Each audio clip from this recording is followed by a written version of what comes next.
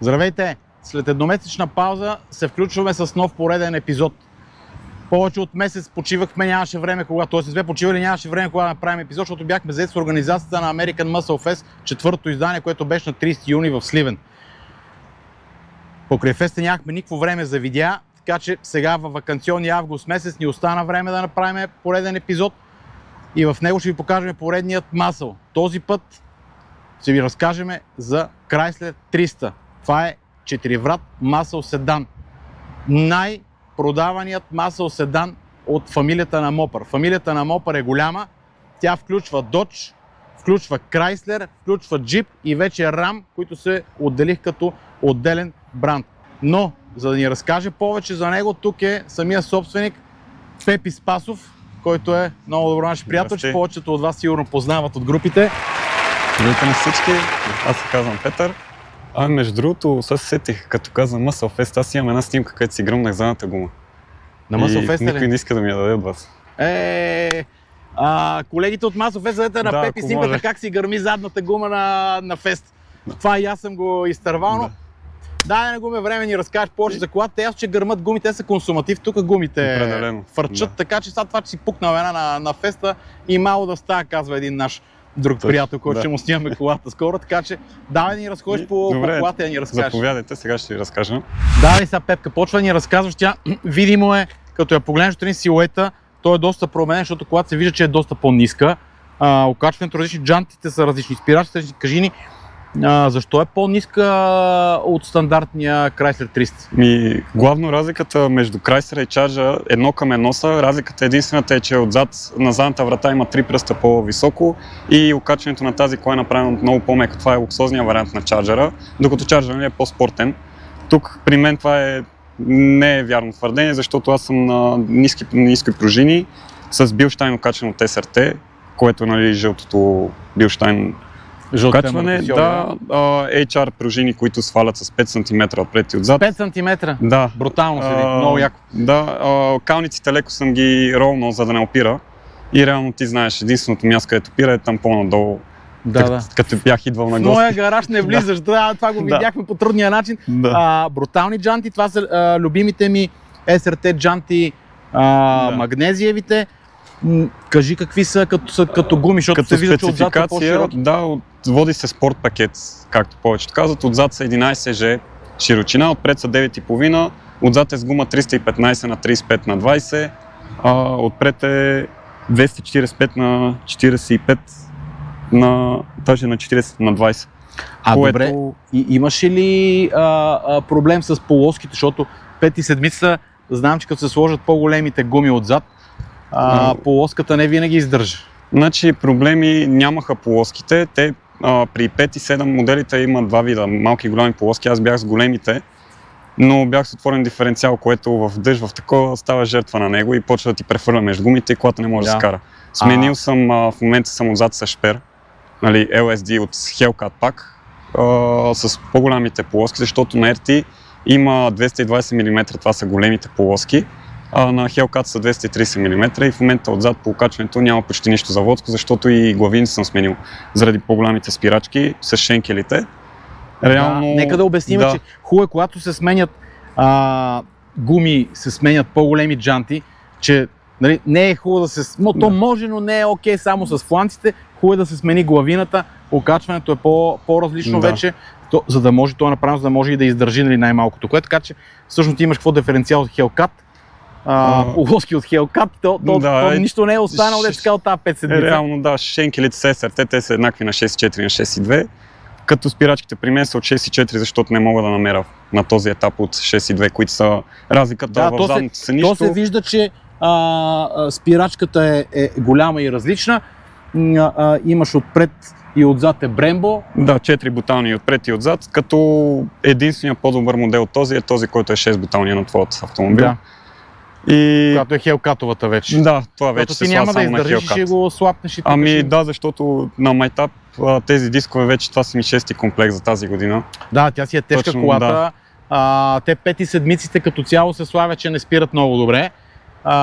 На Пепи не му издържат и от нестандартните 5 и 7, а и от 6 и 4 спирачки. Така че, добре, Друго, какво си правил по колата? Ела да ни разказваш. Елата да я видим и отзад как изглежда. Да. Тя отзад изглежда, тя от всяка изглежда много добре. Да. Тая кола реално, нали, колата е страхотно от всякъде. Това за мен е доста подценяван автомобил в Европа като модел. Определено. Да, те повечето даже се базикат с мен, че карам Lancia. Да, тя има модификация за Европа, която е Lancia тема. Да, но тя е до 2014 година, след това спират, защото нали, това е фейса и на Lancia не има рентабилно, защото никой не я купува, никой не я харесва. Не, просто непознат, наистина постоянни, че страхотен автомобил, огромен, с голям багажник, може да го видиме, става на газ, Пепи кара. Определено, да. Пепи кара на газ, значи Пепи, само малко да ви кажа, Пепи освен, че е фен на американските автомобили, той хобито си го превърна и почти в професия, защото той е IT специалист, но започна да се занимава с мапване на автомобили, представител е на HP Tuners, 51R Tuning Solution му е сайт и фирмата в България. Аз ще ви пусна линк. Наистина много грамотен, лицензиран представител, което е единствения си в България. В Източна Европа даже. В момента няма друг, който е представител на HP Tuners. И аз съм един от малкото, на които са му дали достъп да отключва компютри, защото това си е техна строга тайна и реално аз за тази кола, защото още не бях представител, компютъра си го изпратих до Америка, където го чаках 20 дни. Помня тази драма, да. Тогава много безсънни нощи и си казах, те сега ако го загубят, аз даже тогава го бях пратил с DHL и в офиса им ги питах, ако го загубите, това не се случва често, ама има такива пратки. Но може и DHL грешат. И си викам, супер, да. Да, и наистина, че неговите коли винаги са най-бързите, защото той си е все пак мапера на мопър общността в България и няма как неговата кола си прави всякакви експеримент с нея. И тя върви, мене ме е страх с 6/4 за стана до тебе. На Сливен не се пуснахме, но ще има време да ги замериме. Елате да видите багажника. Той е отрязан багажника, защото тук има нещо отзад се крие. Да, има една необикновена конфигурация. Я да я видиме. Да. Това е една бутилка, която е правена по поръчка. Би трябвало да държи до 900 коня, защото са две отделни системи. Обикновените газови, нали да, това е газ. Колкото е за икономия, толкова и за вървеж, защото газта, ако се настрои както трябва, автомобил почва да върви много по-добре, защото е по-високо октановото число. И както е в случая, като има дебит, това не е проблем изцяло да бъде на газ. Мога да ви кажа, че примерно от София до Бургас и обратно харчи някъде около 150 лева с нормално каране, което е нищо. Да, мене ми е 150 лева в едната посока. Да, определено. Така че, нали, това им е големият мит, който го разбиваме. Ето го мапера кара на газ. Американските автомобили носят на газ, вървят по-добре, газовите уредби вече са модерни, аз такава като твоята газова уредба не съм и виждал. И правиха ми я по поръчка, повечето ми казаха, служи си газова на 40 литра, която да седи на резервната гума, да имаш багажник.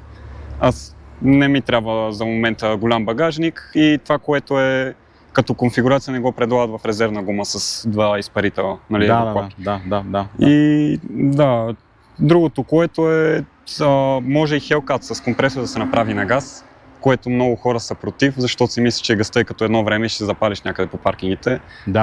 Нищо.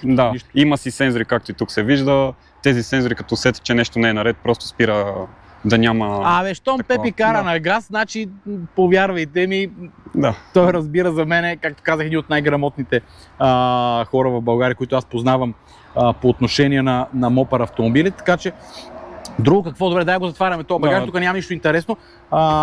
Ти си направил генерация, се вижда дифузиора, ясно, че той не е оригинален, не е фабричен. Да, не е оригинален, той се води от SRT модел, но тук има и ребра, които са си aftermarket. Заводското идва като на Challengerите с правоъгълни накрайници. Тук съм сменил и генерацията, съм с генерация от Hellcat, защото заводската генерация на 5 и 7 е чугунени колектори, които задушават мотора. И интересното е тук, не знам дали при чарджерите, които са по тези супер трак пак, моята генерация на 53 мм, което две тръби на 53 мм, то на такъв голям мотор няма откъде да излиза. Да, и сега съм на 70 мм, което подобрява работата.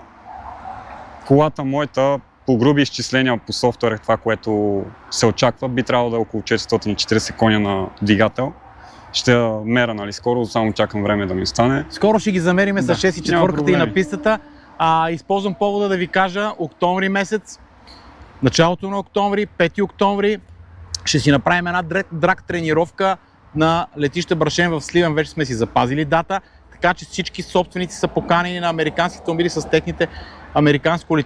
Знаете, всички, които са от нашата общност, тези, които не знаят, сега ще им кажем няколко пъти, освен големият American Fest, правим няколко затворени ивента. Какво казвам затворени? Които са само за собствениците на американските автомобили, без публика, на които си тренираме драг, тренираме си старт, време за реакция, няма да имаме измервателна техника, просто на една истинска драг тренировка, да се събереме на летището в Сливен, да си поговорим, да се видиме общността, да се понадлъгваме на кой му е най-мощна колата, но това хубавото, че като се надлъгваме, там може да ги замериме. Точно, да. Така че всички собственици на американски автомобили са поканени на 5 октомври в Сливен. Ще пуснем на страницата ни в Facebook American Muscle Fest, ще пуснем ивент, който скоро ще бъде актуален за самия 5 октомври. Там ще има повече детайли и подробности. Добре, като говорим за конски сили, дай да вземем да ни покажеш па двигател на тази кола, нали, 5 и седмица сте, хубав голям двигател, има какво да се види.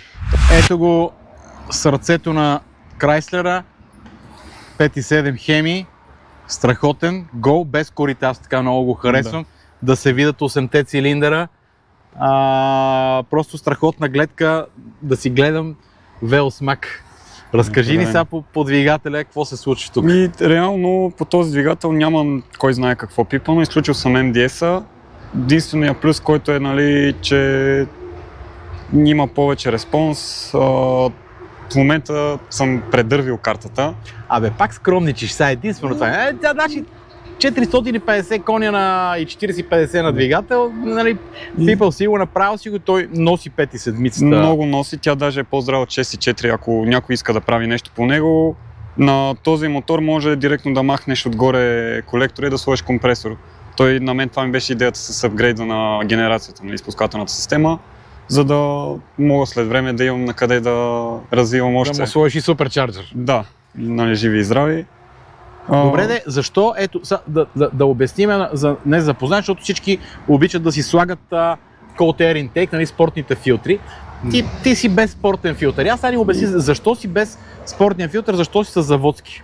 Реално при тези коли, специално леките коли, нали, Chrysler, Dodge, вътре в двигателния отсек е много топло. И да, те развиват температура, бавно изтиват, работят на по-висока работна температура от европейските автомобили. Точно така, да. Моя съм го направил да работи на 90 градуса, между другото. Ти си го свалил, да. Всичко с друг термостат. И тук съм вътре с Skyne панелен филтър, който взима въздух от калника. Това е много по-добрия вариант, защото отворения филтър ще взима всичката топлина от двигателя. То ти видя, отворихме капака няколко минути по-рано, защото иначе ще бълва топлина и няма да ни е приятно. Колата не се е движила тук повече от половин час и тя още не може да изтине, наистина много гореща. Това е много полезно, може би за всички, защото всички се фърлят и инвестират. Да, двигателя почва да изглежда много по-добре, като го отвориш по сбирките с спортния филтър, но се оказва, че ползите не са толкова големи, колкото всички очакват. При челенджерите и чарджерите, където имат дупка, която вкарва въздух отгоре. Иначе на тази конфигурация това е оптималното. Другото, което е, много хора в групите пишете, аз сложих спортен филтър, с 30 коня съм отгоре.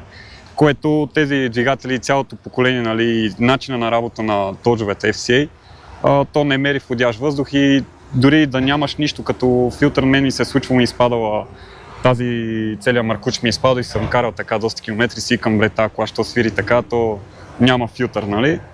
Да, реално не променя конете. Това зададено си на двигател с колко въздух да работи и до там, ако не се пипне софтуерно, няма да има това е интересното, нали? При Dodge-овете и друг път сме го казвали, спрямо Мустангите, изобщо тези от Mopar групата, спрямо примерно Ford, ако съпоставим, че когато сложиш Cold Air Intake Aftermarket система, не е нужно от ремап. Нали? Защото примерно при Мустангите трябва да мине мапера, да ти ремапне, да ти оправи смесите, защото при Мустангите мери количеството на въздуха, докато тук мери температурата на входящия въздух. То даже и температурата не мери много, просто ако усети, че е много топло, почва да връща конете, нали, да не дава да се... Но реално да, те работят на атмосферно налягане и каквото е налагането вътре в самия колектор, тогава прави калкулациите на горивото. Значи, какво е заключението? от това, което каза Пепи, че ако искате да ви изглежда по-добре и да си я поспънете, може би, не да имате полза, тогава си слагайте отворения Cold Air Intake Aftermarket. Иначе от гледна точка полза за вървеж, конски сили и така нататък, по-добре да си е затворената кутия, която да дърпа долу през скалника, студен въздух, наистина. Това помага реално, а не че има повече дебита, просто да е по-студено. Добре, друго нещо, какво си правил по мотора? Ти ми каза назад кадър, че всички сензори тук са изключени, променени софтуерно. Твоята кола е буквално тестова. Точно, да, аз затова и предпочитам да си правя опити на моята кола, на някой друг, защото не е окей. И като не съм запознат с нещо, им казвам, нали, не мога да помогна. При мен повечето емисии, така да кажем, са изключени, защото има в Америка. Примерно тази кола е направена да работи на толкова градуса, защото изгаря повече бензин и не излиза нищо, нали, неизгорено от него. Тук при мен, като е на 90 градуса, усеща се голяма разлика.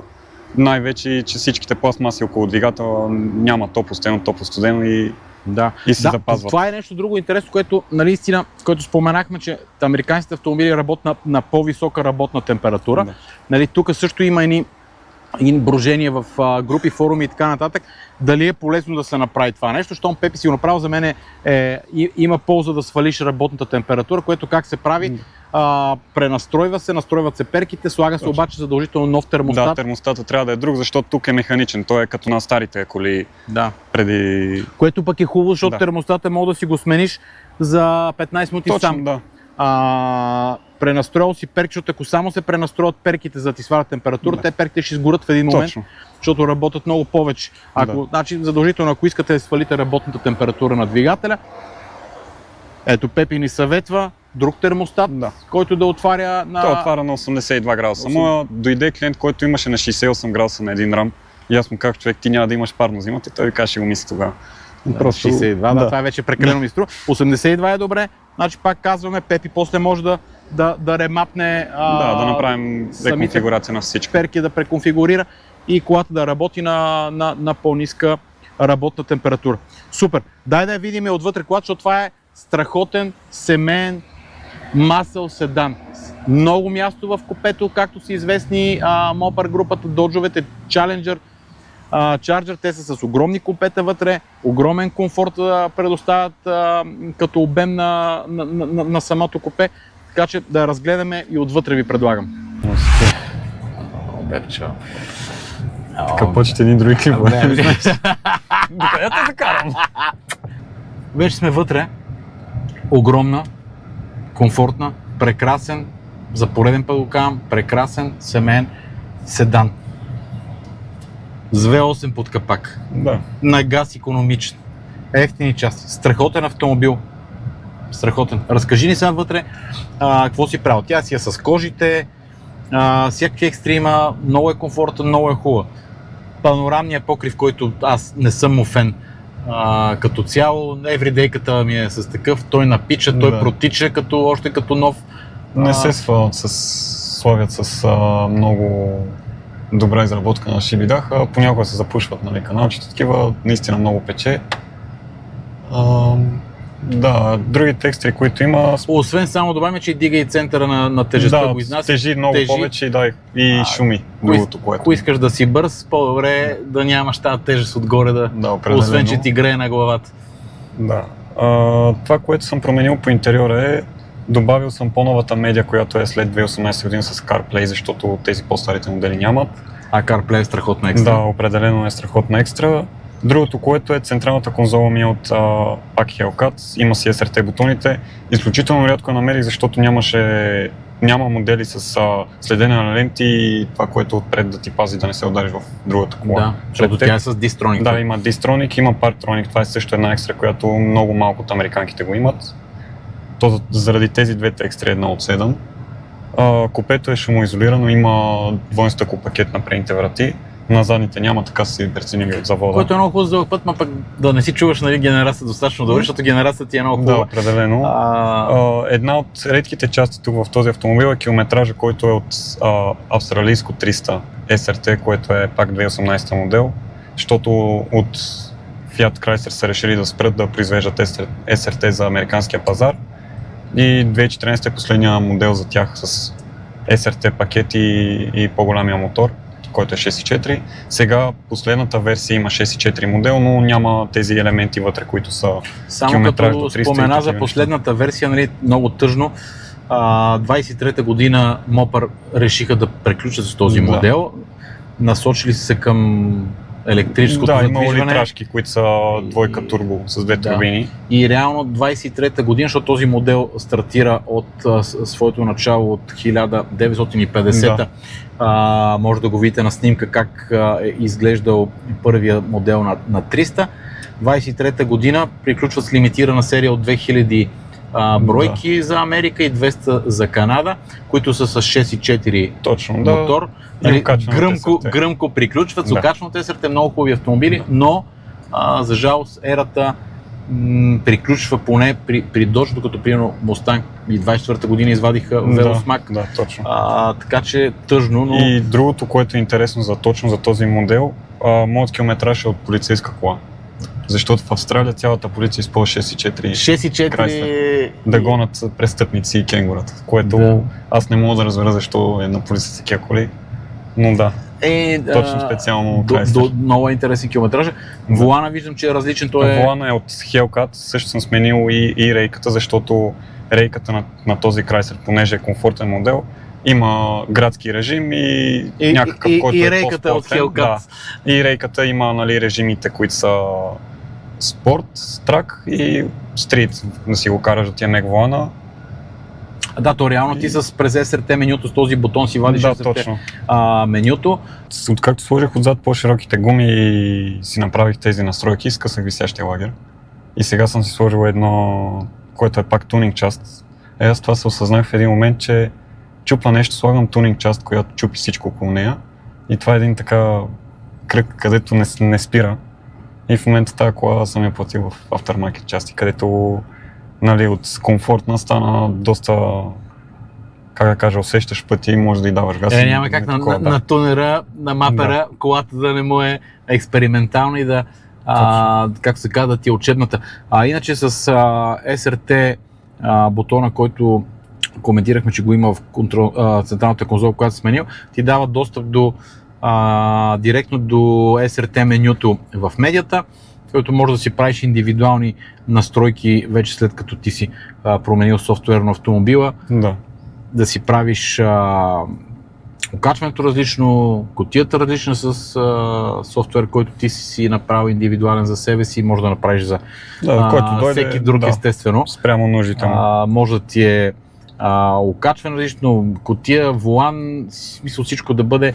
Наистина страхотни опции дава SRT менюто, което 5 седмиците го нямат фабрично. Така че, Пепи, благодаря, че ни разказа и за твоята кола, ни я показа. Страхотна е, страхотна наистина.